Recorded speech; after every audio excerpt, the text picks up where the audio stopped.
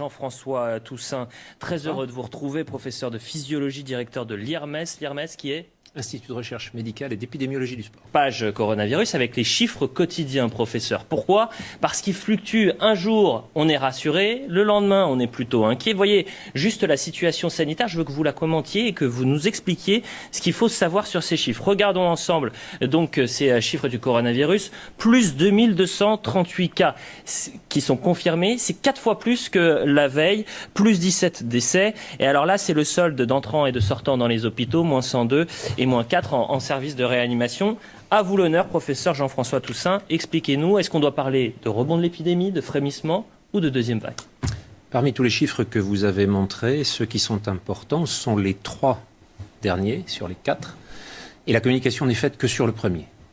Pourquoi? Parce que l'essentiel dans une pandémie est de savoir le nombre de morts qu'elle entraîne. Et de savoir également le nombre de cas sévères, le nombre de patients hospitalisés, en particulier en réanimation.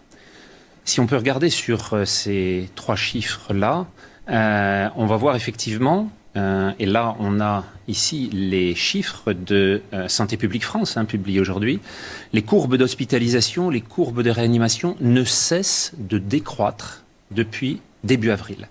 Et plus encore, le chiffre du nombre de décès totaux, quotidiens, chaque jour en France, que ce soit ceux des patients hospitalisés ou ceux des patients en maison de retraite et en EHPAD, ne fluctue pas depuis plus de 4 semaines maintenant, et il est à 99% de ce qu'a été le chiffre maximal le 6 avril. On voit donc que cette réduction de 99% n'a entraîné aucune accélération ni en avril, ni en mai, ni en juin, ni en juillet. Aucun des événements qui annonçaient une deuxième vague ne s'est trouvé vérifié. Et on voit que l'on a une courbe absolument plate depuis maintenant la fin juin. Si on regarde les chiffres d'autres pays européens, c'est même décès quotidiens en Italie, qui a confiné comme nous, mais la Suède, qui n'a pas confiné, on retrouve à chaque fois cette même courbe d'une ascension en un mois, une décroissance en 2 mois, et plus intéressant encore, la totalité des décès européens, comme vous le voyez là, suit encore une fois la même courbe. Je vous ai mis la courbe du 0 en bleu. Vous voyez qu'aujourd'hui même, un événement particulier vient de se trouver confronté dans un accident statistique, c'est celui de 5000 décès qui ont été enlevés du décompte par les statisticiens britanniques, qui ont considéré que 5000 personnes parmi eux avaient été comptées en excès. Sur 45 000 décès, ça fait donc plus de 10% qui se trouvent soudain retirés de la statistique.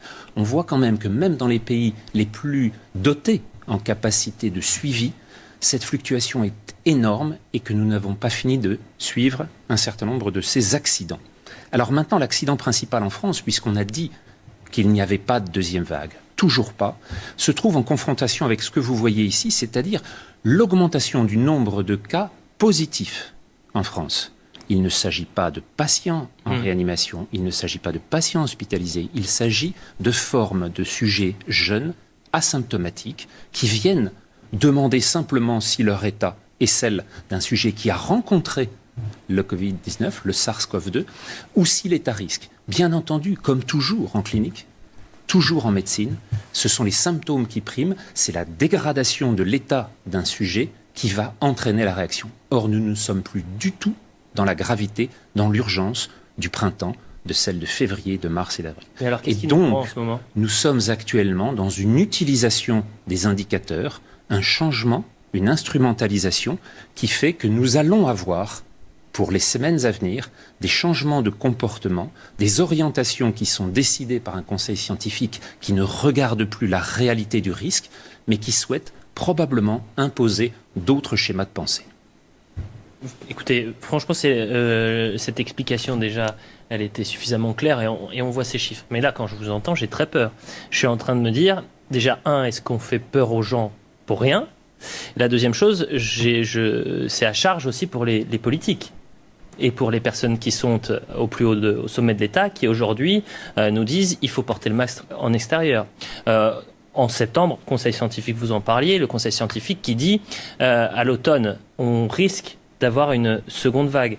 Donc vous êtes en train de balayer tout ça en disant mais attendez, là les faits sont bien présents, il n'y a ni rebond de l'épidémie, il n'y a ni même un frémissement, il y a des nouveaux cas qui sont confirmés, mais ce ne sont pas des cas graves.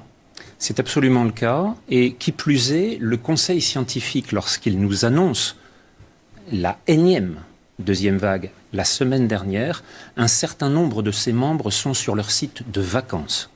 Si je le dis, c'est parce qu'ils l'annoncent publiquement sur les radios publiques. Et donc, on a un certain membre du... Et c'est gravissime Conseil. ce que vous êtes en train de dire. Écoutez Sud Radio mercredi après-midi, l'un des membres, alors qu'il nous annonce une catastrophe sanitaire pour la France, est sur son site de villégiature. Nous sommes donc dans une situation identique à celle du mois de mars, lorsque celui qui a annoncé la catastrophe avec plus de 500 000 morts annoncés pour la Grande-Bretagne, 500 000 morts annoncés en France, ne respectait pas lui-même le confinement qu'il a réussi à imposer à la moitié de l'humanité. Nous sommes dans des situations dans lesquelles nous nous trouvons face à des gens qui ne croient pas aux recommandations qu'ils transmettent.